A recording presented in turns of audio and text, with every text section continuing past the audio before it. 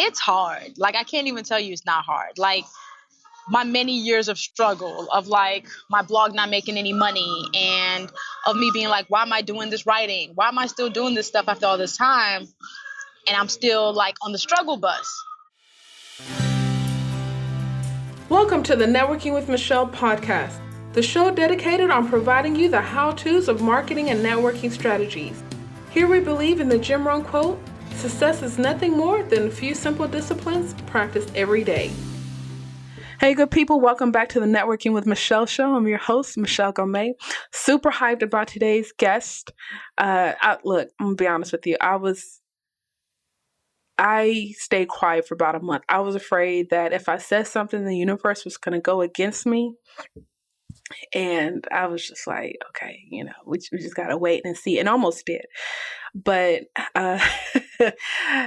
today I had the privilege of interviewing New York Times bestselling author, speaker, red pump rocker, advocate, techie, professional troublemaker, Luvvie Ajayi, aka Awesomely Luvvie. And I first heard about her in about 2009, but following her career in and out as things pick up. And now, like I said, New York Times bestselling author, I'm judging you the Do Better manual. This woman is like, she's doing unbelievable things right now. This book is hilarious, great sense of humor mixed with truth, which I think is very important in today's culture. She has her Red Pump Project, where she's an advocate of HIV and AIDS awareness, which is also important to our culture right now. And then the fun stuff, right? Social media, scandal, digital marketing, whatever you want to call it, participating in all of that. And then some of the things I talked to her about in this episode was, how important is community as a creative. Like, for example, I'm part of the Houston African American Bloggers Group, and we support each other. And sometimes when we try to when she started, there was no major bloggers, there was no influencers, or that's not what we were calling it. And how important is it for a creative or an entrepreneur to have that support group? We talk about the collaboration she has with Tees in the Trap. Here you have two women both doing their thing when it comes to making t-shirts that decided to collaborate. And now if you buy a Luvvie t-shirt on teesinthetrap.com, you're supporting two Black women businesses, two Black women entrepreneurs, right? And stuff like that I just love. I think it's beautiful. You already know I can talk about it all day. Just want to be mindful this interview, there's some background noise where she was. So please be patient with the interview. I also want to let you know this interview is sponsored by teesinthetrap.com. Once again, make sure you support Luvvie, pick up a t-shirt. And they have a lot of other great products on teesinthetrap.com. This company is amazing. I purchased a shirt, I think like on a Sunday night. Woke up Monday morning, the t-shirt was already in the mail, and I got it like Tuesday or Wednesday. It was like unbelievable. Great customer service. So shout out to teesinthetrap.com for doing good business. Hey, without further ado, Awesomely Luvvie. All right, Luvvie, welcome to the Networking with Michelle show. How are you doing today? Doing well. Good. So I've been following you since about 2009-ish, and so you've seen great success. Congratulations on that. Thank you. Brand consultant, digital strategist, keynote speaker, activist, all of these things describe you, but how do you describe yourself in one word? You know what? I just call myself a writer. Like, that's literally when people ask me, like, who are you, what do you do? And I was like, I'm a writer. Okay. What are your core values? My core values: honesty, justice, and I always say shea butter is important too. All right, honesty. Let's see here. So you've been blogging for about 13 years. Do you think blogging's dead? I don't think blogging is dead. I think it's shifting.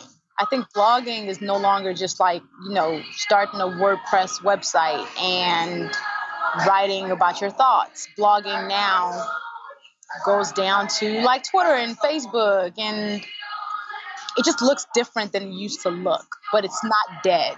Yeah. Do you think it's definitely shifting more towards video, 360 video, live streams? Yeah, I do. I think video is definitely um, video is the future of content, and it's really cool to see people take that on a little bit more. For me, I'm a writer, so I always like fight video. I fight video because I'm more comfortable writing, but I can be on video.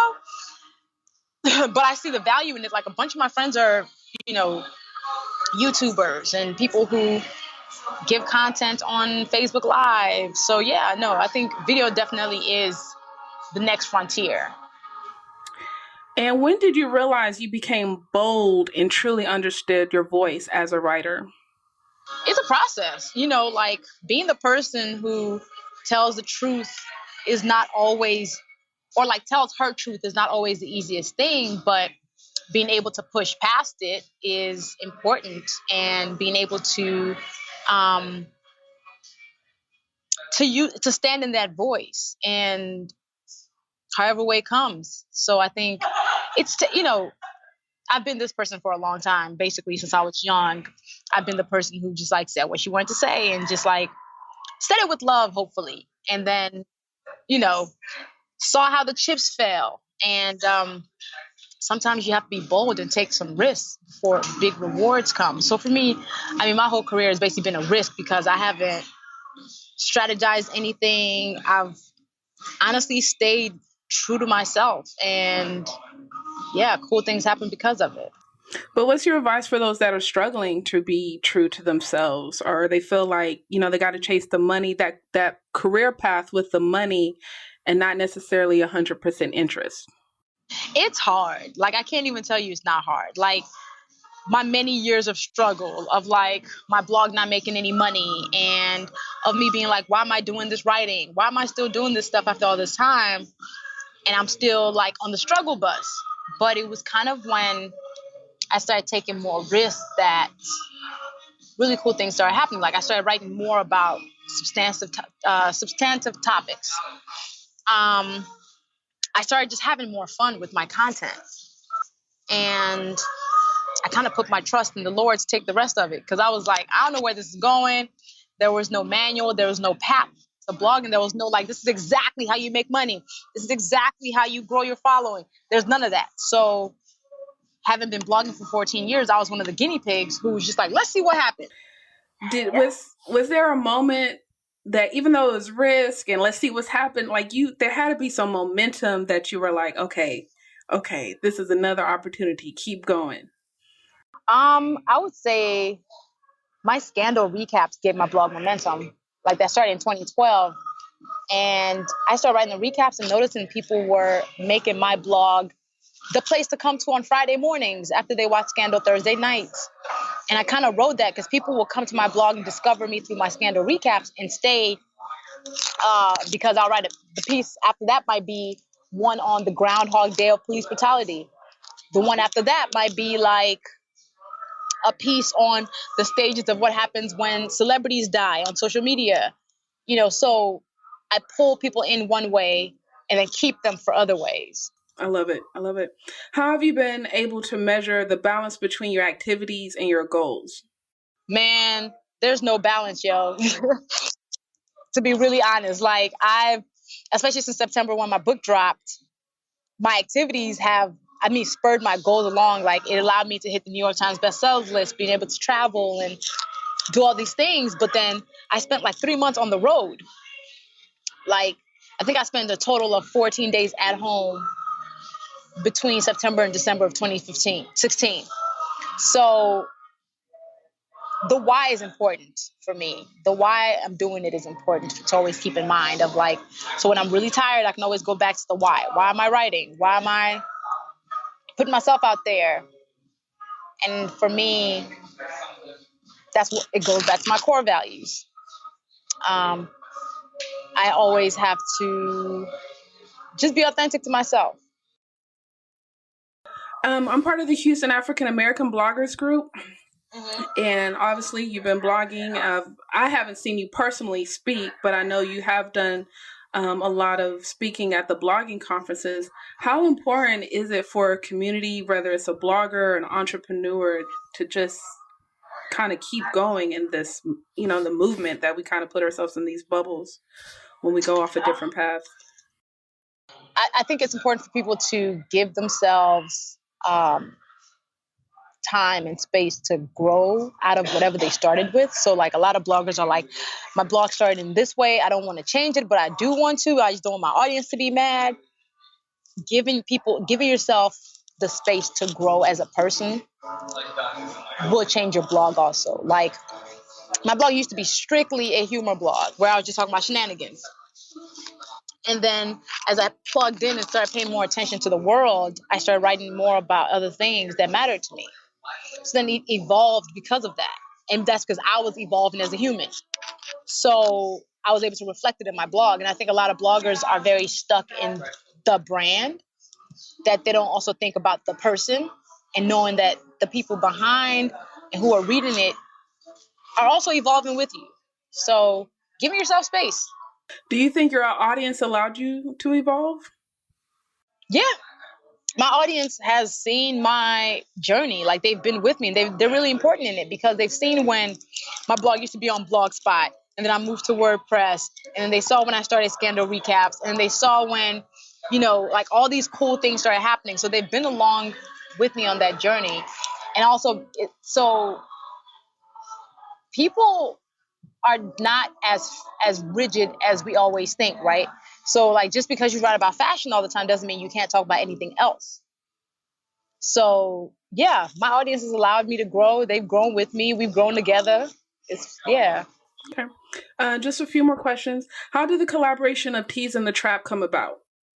So Tease and the Trap, the owner of Tease and the Trap is Arsha Jones. I met Arsha, man, 5 or 6 years ago at a conference. She spoke, and she hadn't even started Tease and the Trap at that point. I just thought she was a brilliant person. So we kept in touch. And then when she started Teasing the Trap and was doing these t-shirts, I was like, I'm always doing t-shirts. We should just collaborate and you produce my t-shirts. So it was like it was the perfect partnership because every time somebody buys one of my t-shirts, they're supporting two Black women in business. And Arsha is just a consummate professional. I think it's really important to support people who are doing really good things. And she's doing really good things. Yeah, I hope to interview her soon. How is networking and collaboration help push your whole business forward? The whole brand and personal branding thing is popular now. I actually don't network in the traditional sense of like going to a conference and handing out business cards. I stopped carrying business cards because I realized that when you go to a conference and you hand out business cards, first of all, you end up with a stack of like 100 business cards. And just seeing them at, at the end of your trip is overwhelming because you're like, oh, shoot, am I supposed to send all these people emails? So you never do anything with them. So what I do now is I let people know I don't carry business cards. So if we want to connect, let's exchange phones and we put our information in each other's phones. Because that way, one, it saves me the time of sitting there like typing in information from a business card. And two, that it's easy access of like, if I think about this person, I just have to scroll through my contact list and be like, cool, this is how I can reach out to them. So for me, though, I think networking the most organic way is meeting interesting people, having an interesting conversation, staying connected after that, and then seeing what happens. It's not necessarily, hey, help me right now. This is our first conversation. It's building relationships where people are actively interested and invested in wanting to help or like partner or collaborate. Right. You're going to be in Houston this weekend. Yes. So want to talk about that a bit? Yes, I'll be giving a talk about my journeys, my struggles, the fails, the triumphs, just my story, telling my story. And I'm excited to come to Houston because I haven't done an event in Houston yet, ever. And this is much overdue. So I'm coming with the Houston African American Museum. And yeah, it should be a good time. Yeah, the tickets have been sold out. So I'm expecting there should be a good crowd there. All right. Yeah. So, the Red Pump Project. I don't think you talk about that enough. So please talk about that. You are right. I don't talk about the Red Pump Project enough. So Red Pump is a national nonprofit that I co-founded 8 years ago with a friend of mine, and we raise awareness about the impact of HIV and AIDS on women and girls. How my friend Karyn and I both know people who are infected or affected by the epidemic. So, like, I have a friend who has 20 cousins who live in Malawi with her grandmother because their parents died of AIDS-related complications. And finding that out was like a wake-up call for me, because I was like, oh, I thought AIDS was handled. No, it's still a problem. All right. And, when I found the stats, I was like, oh, wow, this is still really out here and nobody's talking about it. Like, people aren't talking about it. And the people who are talking about it in very clinical ways. So we started Red Pump to be basically the safe space and the outlet where put on a pair of red shoes. Let's talk about HIV and AIDS on Twitter. Let's talk about it on Facebook. Because if we can talk about it here, we can talk about it to our partners, to our kids. So yeah, it's national, and we have teams in 4 different cities. And we do workshops to empower and educate women of color, specifically women and girls of color, about the truth, the myths, the how to basically protect themselves and make sure they're staying safe and not ending up as a statistic, as another number in the system to count. Okay. Well, I just want to acknowledge you for your hustle, longtime follower. My parents are from Cameroon, so I know when you go against the grain, it's not easy. It's cool. West African, you all right? Yeah. I know when you go against the grain, it's not easy. So, yeah, I appreciate that, because it's like you've been, of course, obviously I'm Black, right? But it's that extra layer of like, oh, she looks like me, right? And if she's doing it, I can do it too. So I appreciate that. And the final question, how do you define success? Success is, for me, doing what I love on my own terms and being able to live comfortably from it. Like, I think success is really doing things on your own terms, whatever that looks like. Hey, I hope you enjoyed that interview with Awesomely Luvvie. Be sure to check her out on her website, awesomelyluvvie.com, also teasinthetrap.com, and I'm going to have those links in the show notes on michellegomez.com/Luvvie, Luvvie. Hey, you already know I believe in you, and a personal connection leads to an influential network, so thanks for networking with Michelle.